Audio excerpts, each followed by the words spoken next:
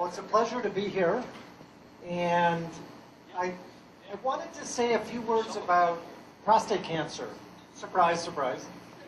But I thought it'd be interesting. I was thinking on the way here about prostate cancer, and I was trying to think of some thoughts about how I'm looking at it recently.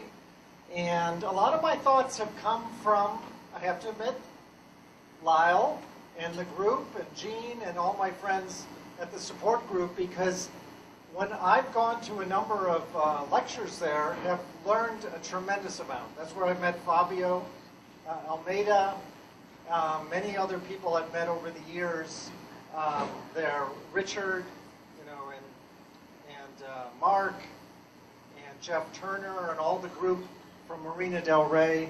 It's been a wonderful experience.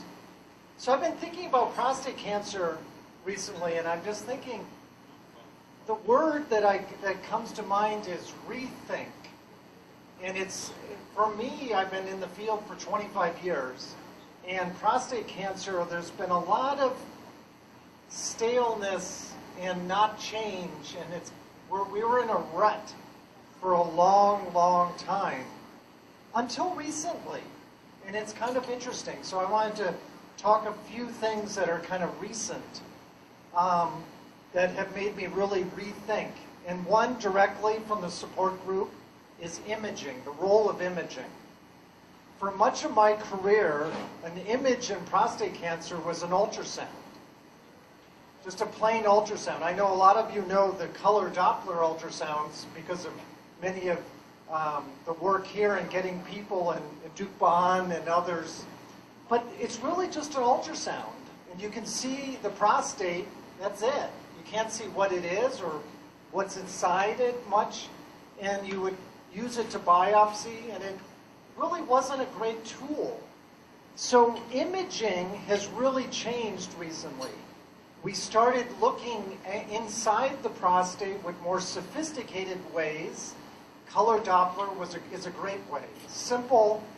It takes a lot of talent to do it, and we luckily have some really good people who are good at it. Now MRI, there's some special MRI techniques. PET scanning, and I think Fabio's group in Arizona really leads this, and I have to admit, to tell you, him as a radiologist, I've known radiologists for years. There are no radiologists that sit down with the patient and go over their scan with them right after it's done. He's the only one I've ever met that has done that, and that's exceptional. So, I mean, I think, it's a bother to have to go all the way to Arizona, but I don't think one person who's gone there has come back and felt it's not worth the time and effort to get there. Because it teaches us what's inside the prostate, not only what to biopsy, because before, many of you, I know in the room, went through prostate biopsies where you just stick a needle randomly all over the prostate.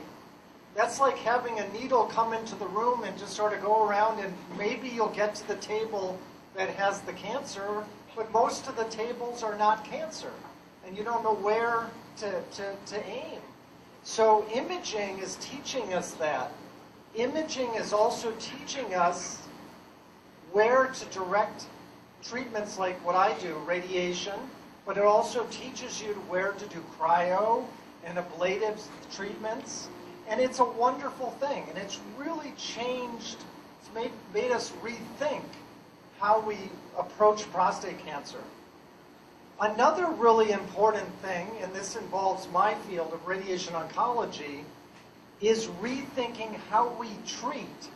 So much of what we do over the years was giving little bits every day for weeks and weeks and weeks, and we've been adding more and more and more. And now it's up to 45 days for, you're going to be there for like a full-time job after a while. It's just such a long course of treatment.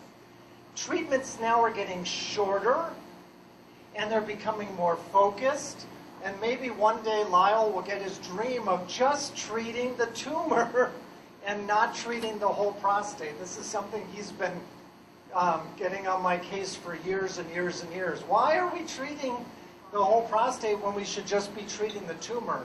My answer is it's hard to see just the tumor, but the imaging is getting better and better, and maybe someday we can get to what Lyle's been pushing for many years. So rethinking, focusing, shortening, these are all not what we've been doing for a whole generation. And then finally, rethinking who to treat. This is a major change. And this idea of watchful waiting, active surveillance, there's many different terminologies for finding out who has cancer and not treating them, but waiting, saying that group of men maybe can be not treated now, but maybe someday they have to be treated if the tumor worsens. That's a huge deal. And I've been very comfortable in the last couple years saying to all men with low-risk prostate cancer, the Gleason 3+3s, PSA less than 10, who we routinely treated with prostatectomy or radiation or brachytherapy seeds for many years, saying maybe let's wait. Let's not rush into treatment, see how they do, and if they worsen, treat them then. That's something that many of us have been feeling more and more comfortable with. But something happened this week, and I think many of you may have seen this.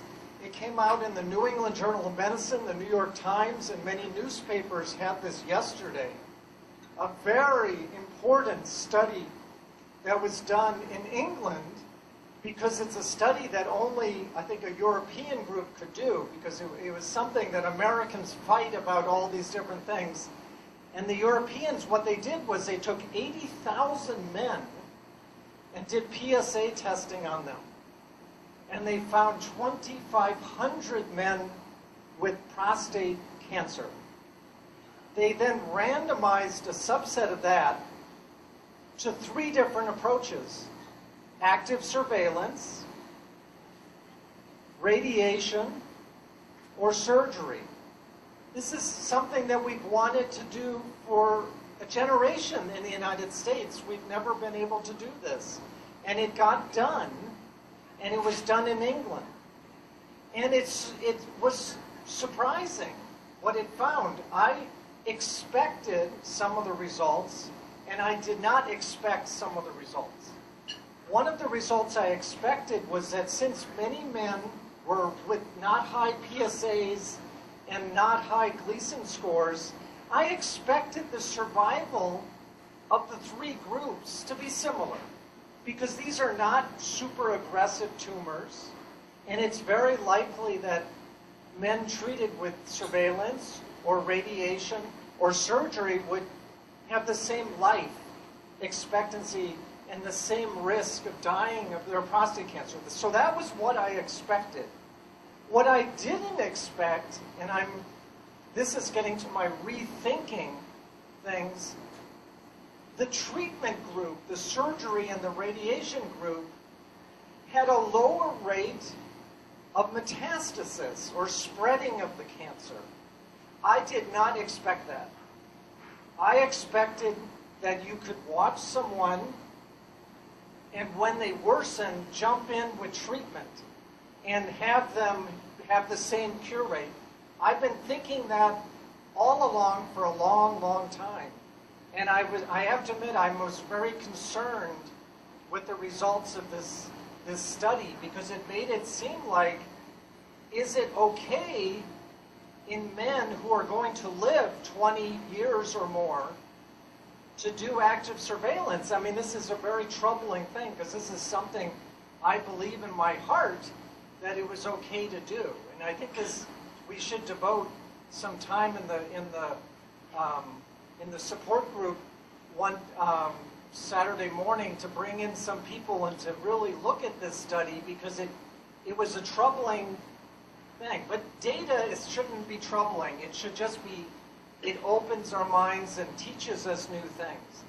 There were some good things that we would see, and I think the really good thing, because I believed it for a long time, that radiation and surgery have the same cure rate. I think that's something we've been battling for a long time, And it teaches you that surgery is a good choice for some patients if they want it. Radiation's a good choice for other patients if they want it. And patients can be equally cured by the two. I think that was an important and first time that's ever been demonstrated in a randomized trial. So it was very important. But I think we're going to really have to look at this active surveillance and make sure that we're not undertreating men and not over-treating men who shouldn't be treated. We still want to get to that group that you don't want to treat everybody.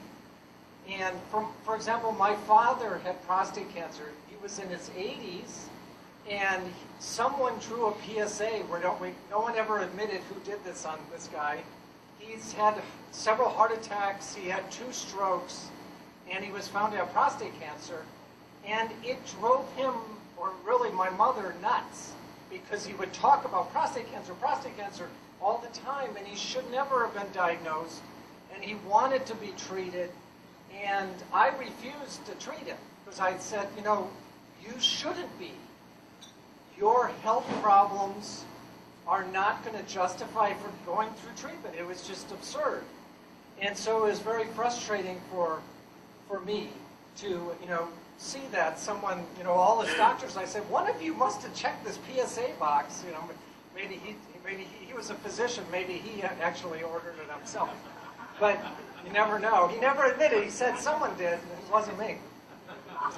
So someone like that, who went on to live 2 years, and he passed away, nothing to do with his prostate cancer, should never have been treated. But the 50, 60-year-old healthy men in the prime of their lives, we got to feel better about when we treat them and when we don't treat them. Certainly if they have a Gleason 4+4, 5+5 with a PSA of 20, you don't have to go to medical school to realize probably we should do something. It's the guys with the low-risk cancers without the high PSAs, without the high Gleasons, that we're now, this study really brings this question back. Is it right not to do something? And my feeling is it's probably okay, but we got to get a better means of following and making sure that we can identify any of these guys that need to be treated and limit treatment to the ones that don't. So again, for me, recently rethinking who to treat, rethinking how to treat, when to treat, all these things are relevant and important in this disease that we're all hoping to eradicate someday, and at least make it a chronic disease that doesn't take people's lives, and many of us known people for many years who unfortunately it has. So again, I want to thank the support group and Lyle, Gene, and all my friends. It's hard to believe, and some of you know the days back when they had a small little group in a church I think it was in a basement, and it was a tiny little group. It's hard to imagine that today, what this group has changed, grown and changed to. And I'm proud to be a friend and a support of this. And we have our table 8. We're very proud of our little group there, and you'll be shocked at some of those physicians who look extremely young, but that's a group of the next generation of physicians that I'll need to, hopefully they'll do well, because I'm going to need them too in the coming years. But I don't know how many of them could survive a Lyle consult. And I don't mean a consult on him. I mean when he's in the room with the patient. Because some patients, as you know, I can see some people in the room, came with Lyle, and the nurses would say, Dr. Mundt, Lyle's in the consult room. And he's not saying anything. That scared them the most. He's not saying anything. I go, uh-oh. And there he is in the corner, and I'm like, what's he up to there? Well, we all enjoyed it. So thank you very much, and it's been a wonderful pleasure.